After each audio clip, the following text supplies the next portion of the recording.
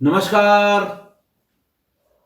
आज मैं फिर आपके सामने अपराध की एक और घटना लेकर आया हूं। आज के अपराध की घटना बहुत पुरानी है, लेकिन आपका समझना जरूरी है। बात कोई 2010 अक्टूबर की है। राज्य है उत्तराखंड और शहर है देहरादून। अक्टूबर 2010 में एक शादीशुदा महिला के मां बाप और भाई शहर में इधर उधर भटकते रहे देहरादून में। और फिर एक दिन ये सब लोग देहरादून कोतवाली पहुंचे। वहां उन्होंने बताया कि मेरी बेटी अनुपमा गुलाटी, इसका पिछले कई दिनों से पता नहीं लग रहा है। वो अपने पति राजेश गुलाटी के साथ किराए पर प्रकाश नगर रेस कोर्स क्षेत्र में रहती थी। पुलिस ने कहा उनके पति क्या बता रहे हैं। उनका साहब उनके पति बता रहे हैं कि वो झगड़ालू प्रवृत्ति की थी और कहीं झगड़ा करके चली गई। उसके 2 बच्चे हैं और दोनों ही राजेश गुलाटी के साथ रह रहे हैं। पुलिस ने कहा भाई ढूंढिए, कहां चली जाएगी। बच्चे बड़े हैं, शादी हुए भी कम से कम 10 साल हो गए हैं। ऐसे में कोई और बात समझ में आती नहीं है। 2-1 दिन और ये लोग घूमे, फिर एक दिन अक्टूबर में ही थाने पर पहुंच गए कि साहब आप मेरी गुमशुदगी लिख लीजिए। वो इतने दिनों तक बिना सूचना के बाहर रहने वाली लड़की नहीं है। कभी ऐसा नहीं हुआ, गुस्सा हुई, नाराज हुई, हस्बैंड से बहुत पटती नहीं थी और हम लोगों ने इसीलिए उसको कहा था देहरादून जाकर रहो, शायद सब ठीक हो जाए। दिल्ली से ये लोग देहरादून आए और प्रकाश नगर के रेसकोर्स क्षेत्र में रहने लगे। लेकिन इतने दिनों तक, करीब 20 दिन से उसका कोई पता नहीं है। ऐसा कभी नहीं हुआ। पुलिस ने फिर पूछा कि आखिर आप जो कह रही हैं कि झगड़ा इनमें होता था, क्या मामला है, किस तरह का झगड़ा है, कब कब झगड़ा हुआ है, माली हालत कैसी है। पुलिस 10 तरह के सवाल करती है अपना क्लू उसमें से ढूंढने के लिए। मां बाप ने बताया कि 1992 में अनुपमा और राजेश गुलाटी एक दूसरे के संपर्क में आए और इन दोनों का लव अफेयर 7 वर्षों तक चला। 7 years. Rajesh Gulati software engineer था, अनुपमा बड़े घर की बेटी थी। 7 साल तक अफेयर चलने के बाद दोनों परिवारों को जब जानकारी हुई तो दबाव बना कि अब शादी करनी ही होगी।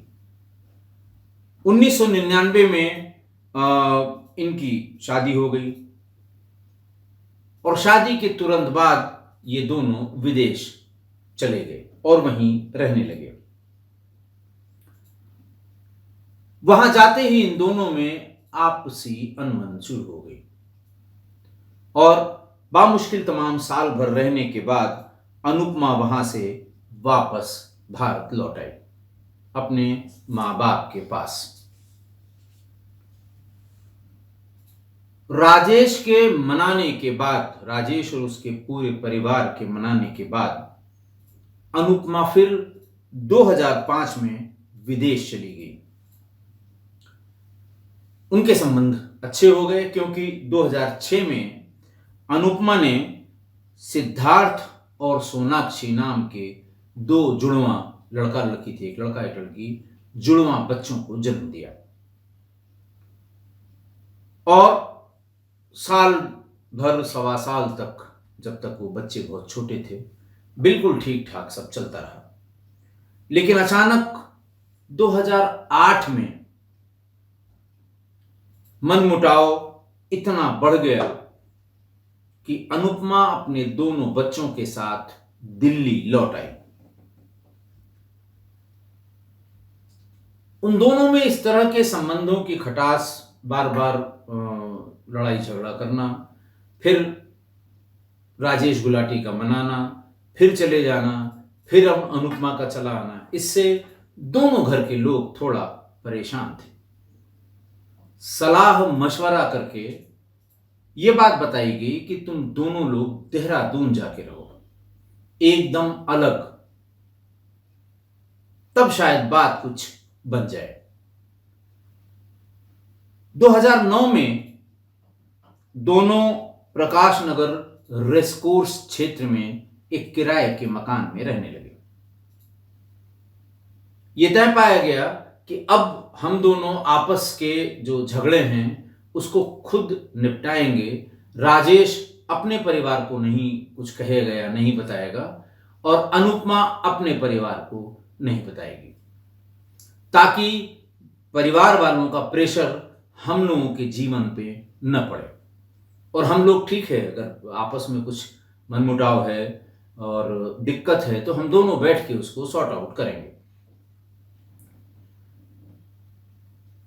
बात होती रही, और दोनों तरफ से जब बात होती थी, लड़के के घर वाले और लड़की के, भाई अब सब ठीक है, हाँ हाँ सब ठीक है, चलो बड़ा अच्छा है।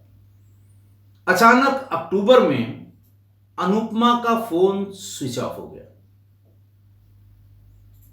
अनुपमा के घर वालों ने राजेश गुलाटी को फोन किया, यानी अनुपमा के हस्बैंड को, और कहा कि क्या बात है, उसका फोन क्यों स्विच ऑफ है। तो उन्होंने कहा कि देखिए, जब ये मना हो गया कि न हम अपने घर वालों को बताएंगे न वो अपने घर वालों को बताएगी, वो नाराज होकर कहीं चली गई है और ये कहा है कि मैं मोबाइल अपना स्विच ऑफ रखूंगी, ताकि न तुम हमसे कुछ कहो न मैं तुमसे कुछ कहूं। हो सकता है कुछ दिन में मोबाइल वो ऑन कर ले। एक आध दिन अनुपमा के घर वालों ने वेट किया, एक दिन, 2 दिन, हर बार वो फोन करते थे राजेश को कि क्या वो लौटी। वो कहता था नहीं साहब, अभी तक नहीं लौटी अम्मा जी, और जैसे ही लौटेगी मैं बता दूंगा। 2-3 दिन बाद अनुपमा के घर वाले शशंकित हुए। वो दिल्ली से भागकर देहरादून आ गए। फिर राजेश गुलाटी से बात की।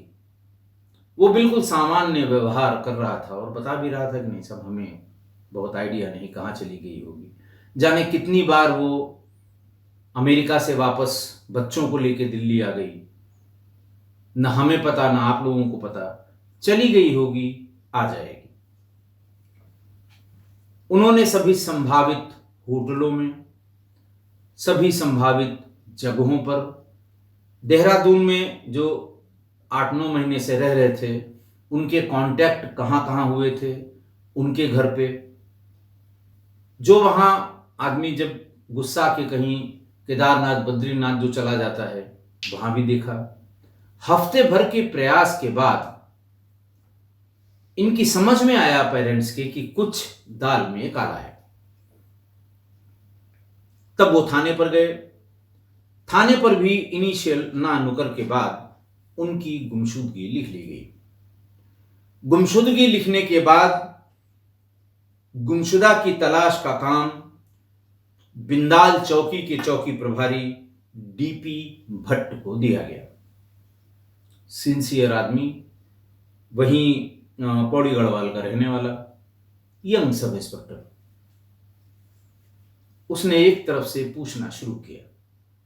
सबसे पहले लड़की यानी अनुपमा के माँ बाप से, फिर राजेश गुलाटी के घर वालों से, फिर दोस्तों से बातचीत की। उसे बातचीत में एक बात ये पता लगी, या उसने एसेस किया, या उसकी समझ में आया कि दोनों ही बहुत बड़े खानदानी लोग हैं। रईस लोग हैं। राजेश गुलाटी से जब जब उसने बात करने की कोशिश की, सामान्य बात तो उसने बता दी, लेकिन उसके बाद किसी न किसी से फोन करा देता था दिल्ली से। किसी न किसी का मतलब आप समझ सकते होंगे, ऐसे लोगों से जिनका प्रभाव एसएसपी देहरादून के ऊपर पड़ सकता है।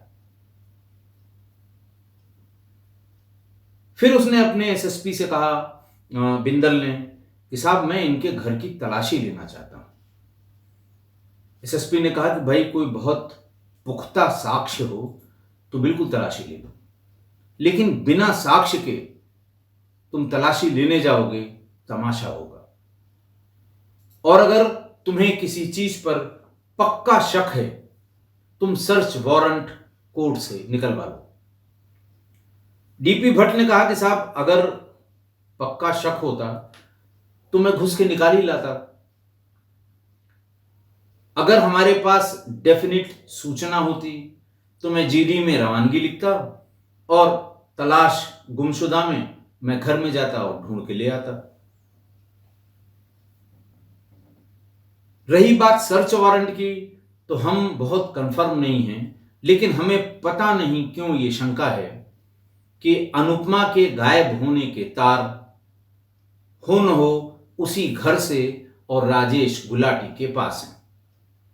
उसने ये भी कहा कि साहब राजेश गुलाटी से जो पुलिस की यानी पुलिसिया पूछताछ होती है वो हम नहीं कर पा रहे हैं। जब जब हम बुलाते हैं किसी न किसी का फोन आपके पास भी आता है और मेरे पास भी आता है। एक बार 10 मिनट के लिए अगर उससे पूछताछ हमें फ्री होकर करने दी तो हमें लगता है कि हम कहीं न कहीं पहुंचेंगे जरूर। खैर, एसएसपी ने अपने दायित्वों का निर्वहन किया कि भाई आप कंफर्म हो, सर्च वारंट लीजिए, कोई नहीं मना करेगा। कोई फोन करेगा हम भी बता देंगे साहब कोर्ट से सर्च वारंट है। इसी उहापोह में डीपी भट्ट परेशान था। अचानक शाम को उसे जाने क्या सूझा कि अब जो होना है होगा, मुझे मैक्सिमम क्या होगा सस्पेंड होंगे। अपना एक सिपाही लिया और उससे कहा कि तुम मेरे साथ रहना, बस कि मेरे ऊपर कोई चोरी का या बदतमीजी का आरोप न लग जाए।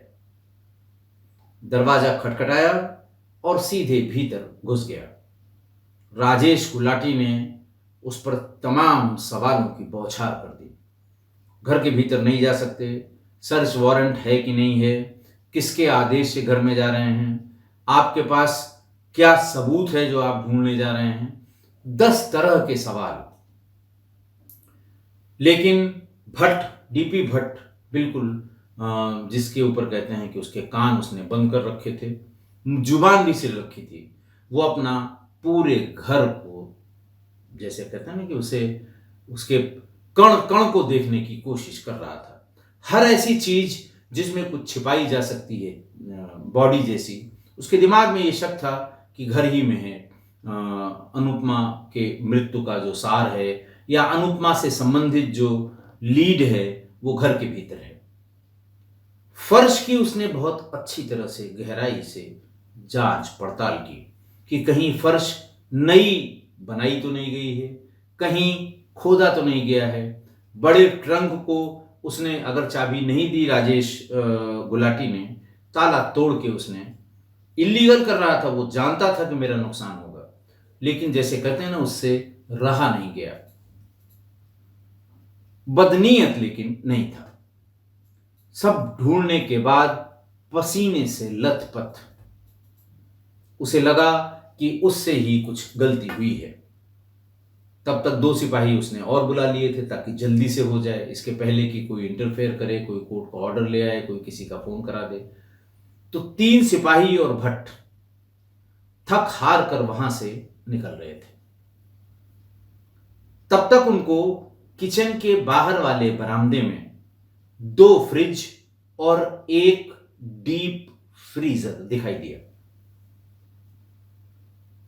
भट्ट ने खुद ही दोनों फ्रिज खोले। उसके जो फ्रीज़र होते हैं उसको भी खोला, खाने का सामान, सब्जी, इस तरह की चीज़ें पड़ी हुई थी। बस यूं ही चलते चलते उसके दिमाग में आया कि एक बार डीप फ्रीज़र को भी देख लें। जैसे ही डीप फ्रीज़र खोला, उसमें सबसे ऊपर अखबार यानी न्यूज़पेपर, वो जैसे पूरा कवर किया गया था न्यूज़पेपर से। उसका माथा ठनका कि डीप फ्रीजर में पेपर कौन रखता है, डीप फ्रीजर में अखबार का क्या काम है, कौन सी चीज ढकी जा रही है या कौन सी चीज छिपाई जा रही है। बिल्कुल जैसे अखबार डीप फ्रीजर में था, 0 से नीचे का टेम्परेचर रहा होगा, वो एकदम बर्फ की पपड़ी सी ऊपर बनी थी। उसको निकाल के जैसे ही नीचे फेंका भट्ट ने, उसमें पॉलीथीन में पैक करके बंद किए हुए ह्यूमन ऑर्गन्स दिखाई दिए। दरवाजे को बंद किया, राजेश गुलाटी को सामने बिठाया और कहा कि इसके पहले मैं इन सभी पैकेट्स को खोलूं, तुम्हें कुछ कहना तो नहीं है। राजेश गुलाटी के कंधे नीचे हो गए, सर झुक गया। एक भी शब्द राजेश गुलाटी नहीं बोला। एक एक करके 72 यानी 72 पॉलीथीन के पैकेट बाहर निकाले गए। एसएसपी और एसपी सिटी को सूचना दी गई। सभी लोग आए और हर पैकेट में सेम साइज का कोई न कोई उसकी पत्नी का अंग रखा हुआ था। 72 टुकड़े राजेश गुलाटी ने अपनी पत्नी अनुपमा के कर दिए थे। पुलिस ने पूछा, इतनी प्रिसाइज कटिंग तुमने कैसे की?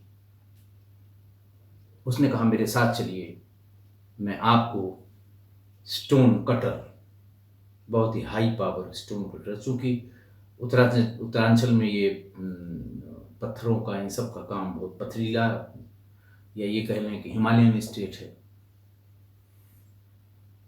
तो आसानी से उपलब्ध हो जाता है। पुलिस ने वो स्टोन कटर बरामद कर लिया।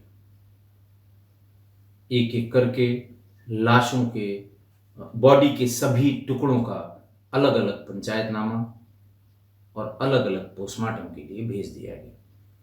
पोस्टमार्टम हाउस में बॉडी को रिकंस्ट्रक्ट किया गया। तभी उसमें जो इंसाइज्ड वुंड्स हैं उनको गिना गया। सैकड़ों की संख्या में इंसाइज्ड वुंड्स उसके शरीर में मिले। पूछा गया, आखिर तुमने ऐसा क्यों किया? 2 खूबसूरत बच्चे तुम्हारे, पत्नी भी, तुम भी बड़े घर के, तुम्हारी पत्नी भी बड़े घर की।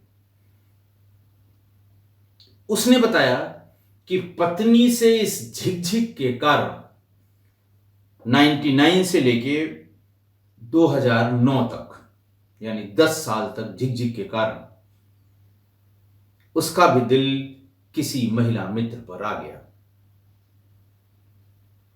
ज्यादातर समय राजेश गुलाटी घर के बाहर व्यतीत करने लगा। अनुपमा पहले ही शक करती थी। उसने पीछा करना शुरू किया और जिस दिन अनुपमा को राजेश गुलाटी ने मारा, उस दिन अनुपमा ने उसको रंगे हाथों किसी महिला के साथ पकड़ लिया था। वहां से वो लौटकर अपना सामान पैक करके बच्चों के साथ फिर दिल्ली जाने की तैयारी कर रही थी। उसने सोचा, राजेश गुलाटी ने कहा, मैंने सोचा अगर ये जाएगी तो उस महिला के बारे में पता लगेगा, घर वालों को बताएगी और फिर अनावश्यक मेरी छीछालेदर होगी। इसलिए फौरन डिसाइड किया कि आज ही इसको खत्म करना है। बच्चे जब सो गए, पत्नी भी जब सो गई, तो उसने उसी स्टोन कटर से सबसे पहले उसकी सिर को धड़ से अलग किया, बच्चों को दूसरे कमरे में सुला दिया था और इत्मीनान से बैठकर छोटे छोटे टुकड़े करके उसके पॉलीथीन में अच्छी तरह से 3-3 4-4 बार राउंड करके उसमें रबर बैंड से बांध दिया ताकि बदबू बाहर न जाए। उसकी ये बात सुनकर सभी लोग दंग रह गए। जेल भेजा गया, ट्रायल हुआ और 30 अगस्त 2017 को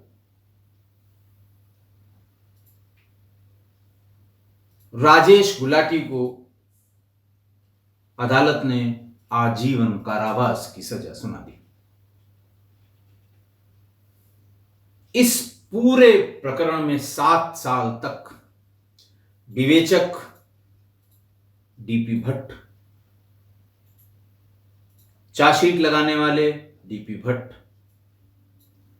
सबूत इकट्ठा करने वाले डीपी भट्ट, बहुत जगह ट्रांसफर हुआ। लेकिन और आप समझ सकते हैं कि जब दोनों इतने पावरफुल, इतने पैसे वाले हों तो डीपी भट्ट पर भी जरूर दबाव पड़ा होगा। लेकिन 7 सालों तक अलग अलग जिलों में पोस्टिंग भी हुई उसकी, भाई लोगों ने उसको वहां से हटवाया भी, लेकिन अदालत में वो हमेशा ट्रायल के समय जब जब समन हुआ है वो आया और डट कर उसने गवाही दी। चार्जशीट सबमिट होने से लेकर चार्ज फ्रेम होने तक गवाहों के बयानात, उसके अपने बयान, क्रॉस एग्जामिनेशन, सब कुछ डीपी भट्ट ने डट कर किया। और यह कहा जाता है कि डीपी भट्ट यानी चौकी इंचार्ज बिंदाल, तत्समय चौकी इंचार्ज बिंदाल, उसकी इफेक्टिव पैरवी के कारण ही राजेश गुलाटी को आजीवन कारावास की सजा हुई। आज भी डीपी भट्ट को की तारीफ लोग करते हैं और उसको हिमालयन डिस्कवर जैसी कई एक उपाधियों से। और ऐसा नहीं कि इसको ये सजा हो जाने के बाद उसने जितनी भी तफ्तीश की अपनी सर्विस में, पूरी लगन से, पूरी मेहनत से, पूरी पैरवी से, और उसको जो जितनी ड्यूटी असाइन की गई थी उसको निभाया। मैं भी किस्सा गोई श्रोताओं की तरफ से डीपी भट्ट को, जहाँ भी होंगे वो कहीं न कहीं होंगे, नौकरी में भी होंगे ऐसा मुझे लगता है, उनको एक सैल्यूट किस्सा गोई परिवार की तरफ से करता हूँ कि उसने, डीपी भट्ट ने अनुपमा की आत्मा को और उसके परिवार को शांति मिले, इसके लिए अपनी तरफ से अथक प्रयास किए। आज की घटना देखिए, आपने श्रद्धा और निक्की यादव का के बारे में और 35 टुकड़ों वाली बात, उसके फैक्ट्स आप सभी लोग अच्छे से जानते हैं, हमारे सभी सुधी श्रोता जानते हैं। ये दोनों घटनाएं और इसी के साथ की 7 और घटनाएं ये 2022 और 2023 की, यानी बिल्कुल रिसेंट है।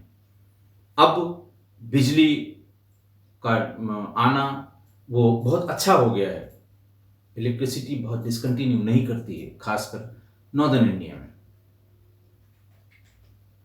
संसाधन बढ़ गए हैं। फ्रिज पहले अपर मीडियम क्लास या बीच के मीडियम क्लास के पास हुआ करता था, लेकिन अब आप झोपड़पट्टी में भी फ्रिज और टीवी देख सकते हैं। लेकिन 10 साल पहले, 2009-10 में, 10-12 साल पहले, एक तो बिजली की बड़ी भारी समस्या थी, इसलिए शहरों को छोड़कर गांवों में और दूर दूर तक कहीं फ्रिज ही नहीं थे। डीप फ्रीजर तो खैर आइसक्रीम की दुकान या कोल्ड ड्रिंक की दुकान को छोड़ के शायद 1% लोगों के घर में मिलता होगा डीप फ्रीजर। और तब भी, यानी आज से 12 साल पहले भी, एक सॉफ्टवेयर इंजीनियर ने स्टोन कटर से अपनी पत्नी के 72 टुकड़े कर दिए। बड़ा आदमी था, फ्रिज और फ्रीजर दोनों उसके घर में थे। कहने का आशय यह कि आदमी की फितरत पहले भी यही थी और आज भी यही है। इस घटना से तो हम इसी निष्कर्ष पर पहुंचते हैं।